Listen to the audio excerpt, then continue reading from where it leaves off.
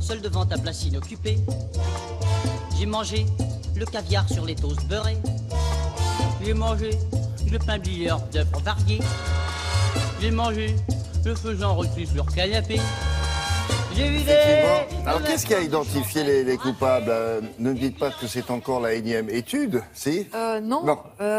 Ce sont plutôt des spécialistes qui se sont rencontrés lors d'un dernier congrès de gastro-entérologie à Washington et ils se sont dit on a un souci parce que c'est vrai que le syndrome de l'intestin irritable qui concerne 20% d'entre nous, en particulier les femmes, et qui se traduit par des gonflements, certains inconforts digestifs et même des douleurs après les repas, eh bien, en général, ces problèmes-là sont réglés par l'exclusion du gluten. Vous savez qu'on est de plus en plus nombreux à exclure mais il y a des le gens gluten. qui sont pas allergiques au gluten. Absolument, qui ne sont pas intolérants et qui excluent le gluten. Mais en plus, quand on a l'impression de gonfler, on se dit c'est encore le gluten. Eh bien non. Voilà, c'est ce qui a été montré lors de ce congrès à Washington.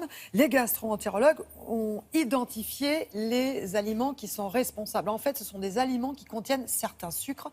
Ces sucres ont une particularité. Ils ont des molécules un peu particulières qui, quand ils sont en contact avec les bactéries qui sont dans le côlon, eh bien, fermentent. Et c'est pour cette raison que l'on gonfle. Alors il faut éliminer certains aliments et donner la priorité à d'autres. Explications en images. 20% de la population française souffre de colopathie, c'est-à-dire que ces personnes présentent des douleurs abdominales, des ballonnements et des troubles du transit. Il y a quelques années, une équipe australienne a déterminé une nouvelle façon de s'alimenter, le régime FODMAPs, pour limiter jusqu'à 75% de ces signes dérangeants pour la vie quotidienne. Le régime FODMAPs propose d'éviter des sucres qui sont dits fermenticibles. Ces sucres arrivent au niveau du côlon, le gros intestin, sont directement fermentés par les bactéries de la flore intestinale et cela crée des gaz. D'autre part, la présence de ces sucres attire de l'eau dans la lumière du tube digestif et le résultat, ce sont les signes de la colopathie. Donc en limitant, voire en évitant ces sucres fermenticibles, la digestion sera bien meilleure. Les 5 grandes familles qui contiennent des sucres fermenticibles sont d'abord le fructose. On trouve du fructose dans les fruits comme les pommes, les poires, le raisin ou la pastèque. On en trouve également dans le miel.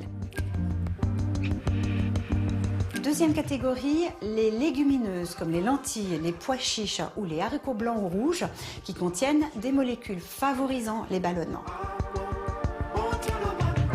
Troisième famille, celle des produits laitiers, le lait de vache, de brebis ou de chèvre, qui contient donc du lactose. En numéro 4, les polyols, ces édulcorants, plus ou moins ces sucres non digestibles que l'on va mettre dans les chewing-gums dits sans sucre ou dans les bonbons sans sucre. Enfin, cinquième et dernière catégorie, celle des fructanes qui sont contenus dans les légumes comme le chou, le poireau, les artichauts, mais également dans les oignons et les échalotes, sans oublier les céréales de seigle et de blé. L'alimentation FODMAPs propose une éviction de 6 à 8 semaines de ces aliments riches en sucre fermenticible. Au bout de 6 à 8 semaines, on réintroduit famille par famille. En général, tout peut bien se passer, mais cela permet également d'identifier certaines de ces familles qui sont mal tolérées. Il ne faut pas tomber dans le piège de l'interdiction de tous ces aliments. Il faut vraiment pouvoir les réintroduire. Certes, certains seront plus sensibles à certaines familles, mais dans ce cas, il y a énormément d'autres possibilités pour avoir un intestin qui fonctionne correctement et un confort quotidien amélioré. Ça veut dire certains mélanges qui sont redoutables, quoi. C'est ça. Voilà, c'est-à-dire qu'en fait, vous avez une soirée, vous voulez mettre une robe, je parle pour les femmes, parce qu'effectivement, 20% des femmes sont concernées par le syndrome de l'intestin irritable, et vous n'avez pas forcément envie de gonfler. Vous savez qu'il y a des aliments qui, pendant la digestion, parce que justement ces sucres en contact avec ces bactéries, eh bien, vont augmenter la fermentation et provoquer des ballonnements. Et bien, vous évitez ces aliments spécifiquement ce jour-là, et puis après vous essayez de les identifier. Il y a des gens qui sont plus sensibles au sucre du lait comme le lactose, des gens qui sont plus sensibles au fructose, le sucre dans les fruits et légumes.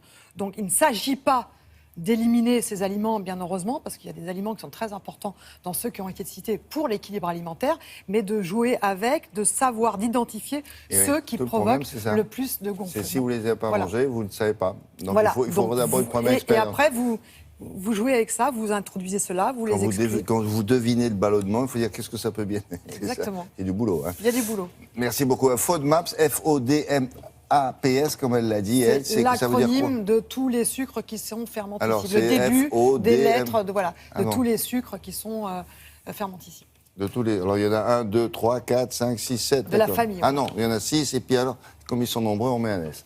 C'est ça? Exactement. Merci beaucoup.